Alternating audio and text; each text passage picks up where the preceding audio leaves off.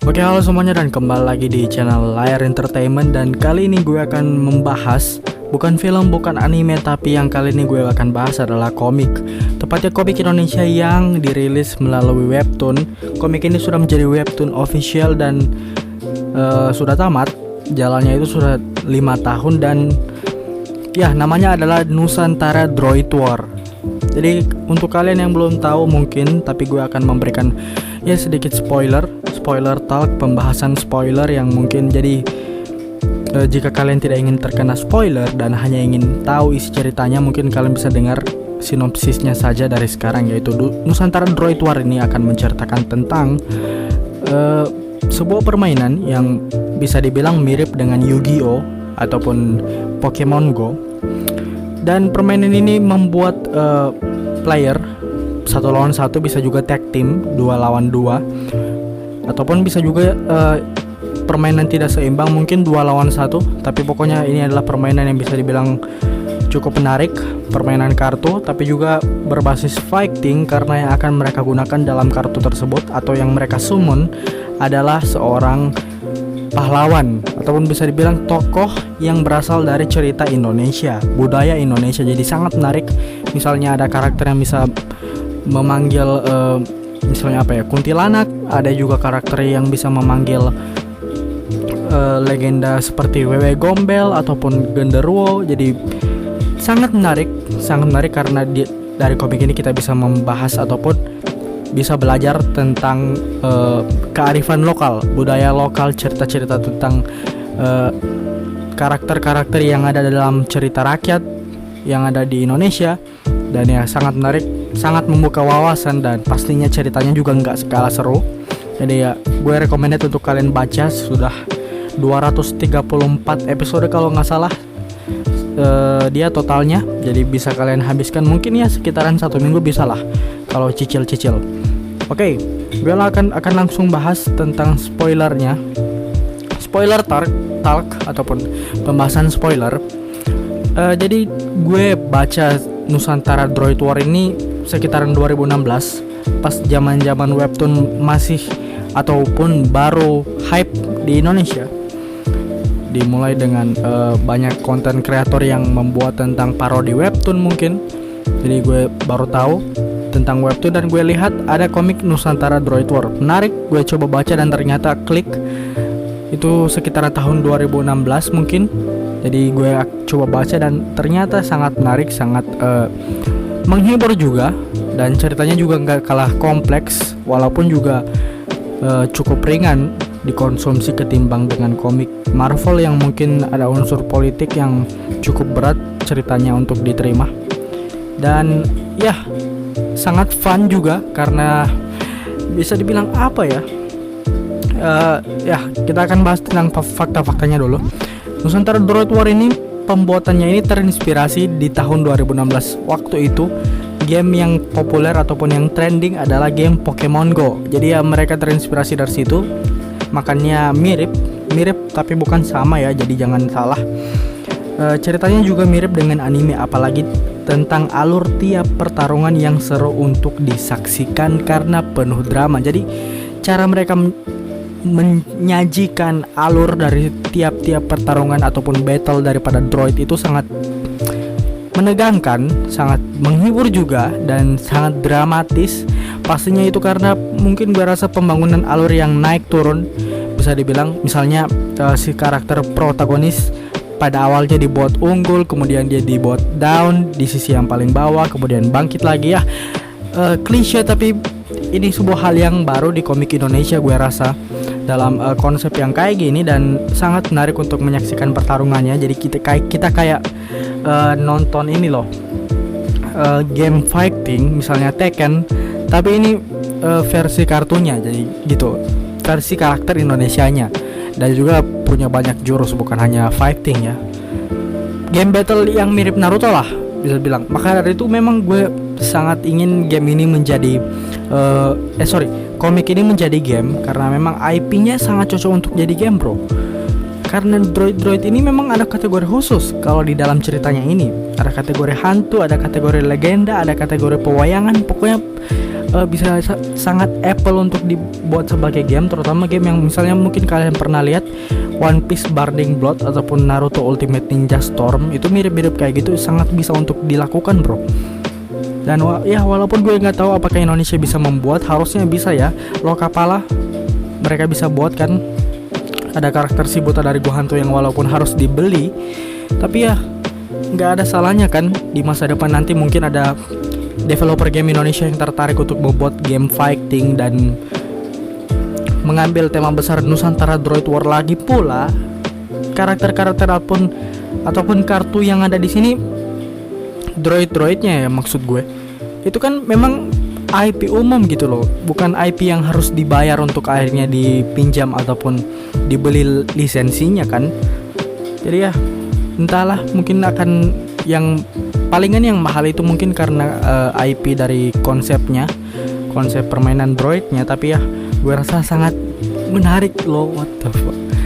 Sangat excited jika nantinya memang betul ada developer asal Indonesia ataupun mungkin bisa jadi developer asal luar negeri yang mungkin melirik komik ini untuk dijadikan nantinya game sendiri ya, bukan game yang misalnya kolaborasi dengan game lain. Ya sangat menarik.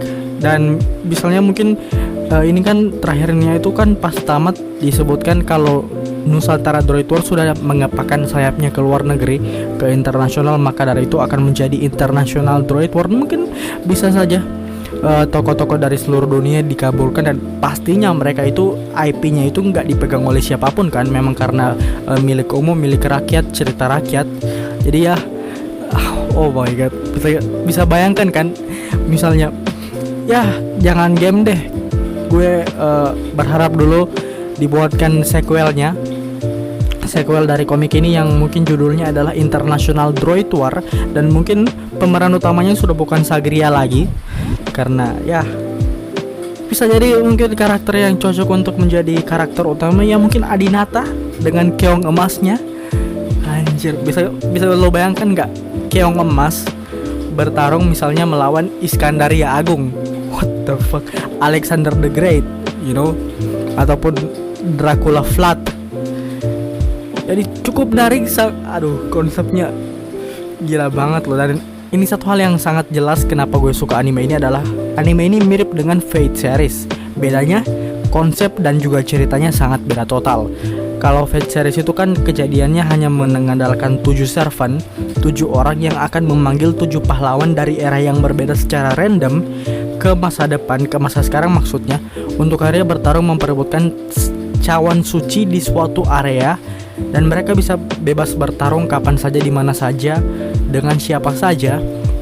Kalau ini kan sistemnya kayak battle turnamen, jadi beda sih. Tapi ya sangat mirip sih kalau melihat konsepnya, karena pahlawan kan, pahlawan dipanggil dari masa lalu dan dibuat untuk melayani si servant ini ataupun si tuannya untuk nantinya bertarung melawan pahlawan milik musuh. Oh my god. Ya unsur politik di cerita ini juga sangat bagus, sangat well crafted, sangat dibangun dengan bagus konsepnya, cerita di baliknya, dan bahkan gue nggak merasa ada sebuah plot hole kecil, walaupun ada sedikit komplain di bagian ending menuju ke ending. Mungkin banyak anime ataupun banyak cerita, entahlah apapun itu bentuknya, komik gue nggak tahu ya, film ataupun serial lah, pada umumnya serial anime yang memang mereka ini kebanyakan memang agak sedikit patchy ya. Jadi di Nusantara Droid War ini di bagian akhir-akhir gue rasa agak terlalu cepat temponya. Mungkin mereka ngejar untuk tamat, memaksakan diri untuk menamatkan diri ya. Walaupun memang ya bisa dibilang cara untuk tamatnya juga sangat bisa diterima, sangat bagus. Dan ya itu sih, ada kesempatan untuk dibuat sequelnya dengan judul International Droid War. Jadi mungkin kita bisa melihat karakter-karakter lain yang mungkin dari Jepang mungkin, atau dari Korea, dan bisa jadi sih kalau nggak sorry, bukan nggak mungkin ya, bukan nggak mungkin cerita ini ataupun komik ini akan dilirik oleh pasar luar negeri, dan mungkin banyak yang akan membacanya nanti kalaupun International Droid War jadi dibuat. Karena kan si autornya ya lagi sibuk kan ngurus anaknya karena baru lahiran. Itu pun pas baru lahiran dia masih ngejar untuk tamat. Jadi gue rasa itu alasannya, dan mungkin karena waktunya juga nggak banyak dihabiskan untuk menggarap komik yang segrande ini yang harus memerlukan riset yang panjang. Karena pastinya gue yakin mereka ini nggak main-main. Mereka pasti baca terlebih dahulu legenda yang ada mungkin di internet, ataupun mungkin langsung bertanya ke sumbernya, ke ahlinya tentang cerita-cerita rakyat dan mitos-mitos yang ada di rakyat Indonesia. Dan akhirnya mereka menuangkan itu, mereka bisa dibilang membuat itulah, dari bahan itu mereka rakit untuk nantinya menjadi karakter yang seperti ada di Nusantara Droid War. Dengan misalnya skillnya ini memang ada berkaitan langsung dengan cerita aslinya, mirip dengan tombak panah si Karna, mungkin panah si Arjuna, Gatot Kaca. Jadi sangat menarik. Dan Nusantara Droid War ini gue sangat bersyukur bisa gue bahas ya, karena akhirnya gue bisa tahu dengan pembawaan yang asyik.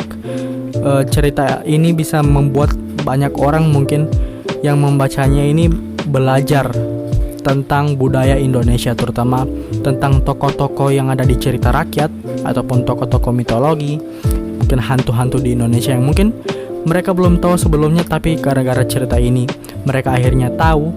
Misalnya seperti sesimpel Putri Hijau gitu.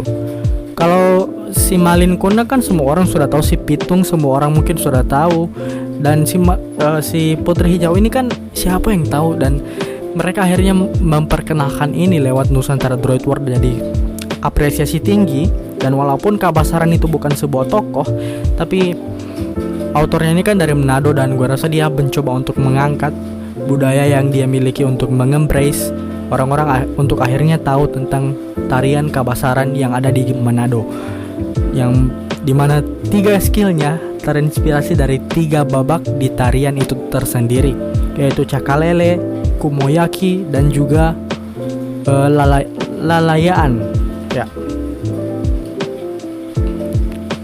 Dan bisa gue bayangkan sih, karena di ceritanya ini juga Nusantara Droid War di dunianya ini dianggap juga sebagai e-sport, jadi dikategorikan sebagai e-sport. Jadi mungkin kalau misalkan dibuatkan game mungkin bisa ada skena kompetitifnya, dan walaupun memang mungkin tidak seperti yang terlihat di cerita, tapi mungkin game mobile mungkin dibuatnya, jadi para player bisa merasa seperti memang betul adalah seorang pengguna dari droid itu. Dan ya, shit, e-sport bro. Ya, kalaupun bukan game fighting mungkin bisa game mobile lah. Mobile Legends mungkin bisa lah, walaupun memang sudah ada beberapa yang ada di sana ya. Si Nyi Roro Kidul kan memang sudah ada menjadi si Kadita di sana. Ada juga si satu lagi siapa ya? Ya, si Gatot Kaca ada juga di sana kan. Terus Wiro Sableng nggak muncul sih di Nusantara Droid War, tapi dia ada di Arena of Valor. Jadi hubungan, dan ini juga sangat menarik, hubungan dan masa lalu itu dari para karakter dibuat dengan sangat bagus sampai di titik dimana gue secara pribadi mau bersimpati kepada para karakter itu. Walaupun di beberapa titik gue merasa ada sedikit hubungan yang sedikit dipaksakan. Misalnya dari si Adinata dengan si Laksamana yang dari bermusuhan tiba-tiba dibuat untuk dipaksakan untuk berteman. Tapi gue bisa mengerti itu, dan gue tersentuh dengan misalnya masa lalu dari si Adinata, si Velinka. Si Velinka atau si Velina sih namanya. Pokoknya yang adik lah, yang adiknya. Masa lalu dari si Laksamana, masa lalu dari si Sagria. Jadi semuanya itu bisa gue memberikan simpati lebih karena backstory yang dia bangun dan dia perlihatkan. Dan karena ini komik sekali lagi, jadi tidak masalah untuk memperlihatkan backstory dengan cara yang flashback yang cukup jauh dan cukup lama, dan itu berhasil sih. Dan ya sekali lagi memang agak sedikit dipaksakan di akhir ya ceritanya itu, sampai si Rahwana itu, droid terkuat itu kan apa ya, gue rasa agak kurang sih sumpah.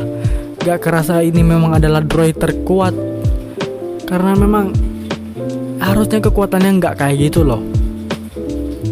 Cuma ada 10. Bahkan gue rasa si Kabasaran yang punya kekuatan yang mungkin paling imbang mungkin di antara para droid, karena HP dan MP-nya nggak terdeteksi oleh sistem. Tapi si Rahwana ini bro, 10 kepalanya hanya tinggal dihancurkan bro. Jadi nggak terlihat seperti mungkin kita melihat Jubi di cerita Naruto, yang bahkan dengan kombinasi ke-9 biju mereka nggak bisa ngalahin si Jubi ini. Apa ya, dari kombinasi dari semua desa ninja, desa shinobi, nggak ada yang bisa ngalahin si Jubi ini. Jadi untuk si Rahwana ini sumpah, gue rasa ini salah satu bagian yang paling gue cukup agak merasa kurang tentang si droid Rahwana ini. Dan entahlah apakah memang karena memang mereka sangat mengejar deadline, makanya masukin ini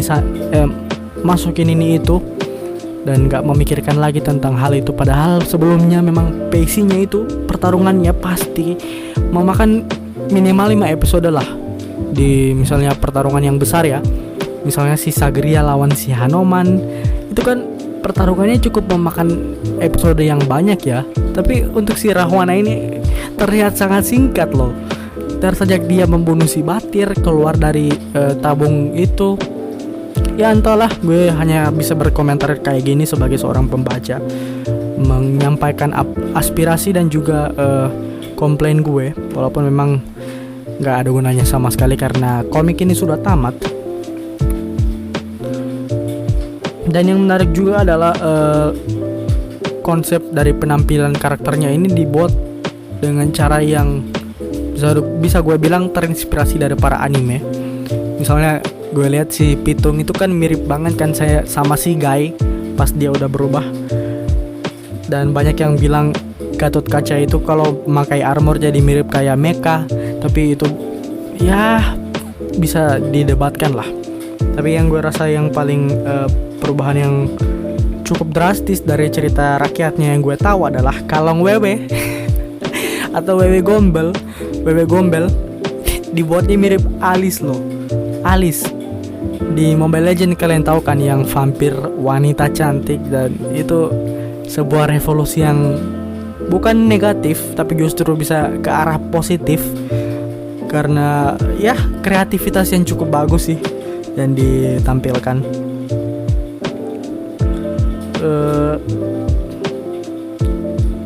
Tunggu apa lagi ya? Oh ya, juga banyak orang yang komen ataupun banyak yang komplain tentang si Sagria yang punya 2 sisi, dan dimana akhirnya dia damai dengan sisinya itu agak terlihat seperti dipaksakan dan sangat mirip dengan anime Naruto, dimana si Naruto meluk dirinya itu yang jahat, yang dia berlatih di air terjun kebenaran. Dia meluk terus dia bilang kau adalah bagian dari diriku, dan itu mirip banget sama si Sagria. Gue gak bisa bantah itu, dan itu memang terbukti benar karena gue juga ingat tentang adegan itu. Dan pas lihat adegan itu, pasti sebagian besar pembaca yang memang nonton Naruto pasti langsung flashback ataupun langsung mengingat adegan ketika Naruto berpelukan dengan sisi jahatnya itu di air terjun kebenaran. Dan apa ya, agak sedikit ya entahlah ya, tapi ya nggak apa-apa lah. Selama itu si sisi jahat dari si Sagria kan sudah menyelamatkan dia selama berkali-kali, mungkin pas dia lagi tersudut dan mungkin bisa saja kalah, dia jadi menyelamatkan lah.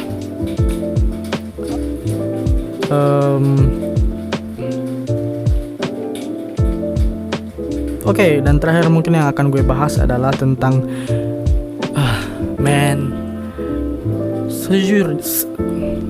sejujurnya webtoon ini gak pantas untuk dibuatkan film. Kayak webtoon mungkin seperti terlalu tampan, apalagi ya. Pokoknya webtoon yang sudah pernah dibuatkan film di Indonesia, sudah pernah diadaptasi menjadi film, gue rasa Nusantara Droid War bukan webtoon yang kayak gitu. Lebih ke mungkin Afterlab ataupun studio animasi lainnya di Indonesia mungkin bisa menampung IP ini dan mungkin bisa merealisasikan permintaan pembaca untuk membuat membuat komik ini menjadi anime ataupun versi animasi yang mungkin kita bisa lihat. Dan gue rasa kalau kita menyebarkan aware ini kepada mungkin yang paling dekat lagi, yang paling mungkin adalah Angga Sasongko, CEO dari Visinema, karena dia bilang dia juga kan mau memanfaatkan banyak sekali IP di Indonesia, terutama yang paling dia sudah manfaatkan ataupun sedang manfaatkan adalah Nusa yang dari animasi gue lupa nama studionya, tapi pokoknya itu.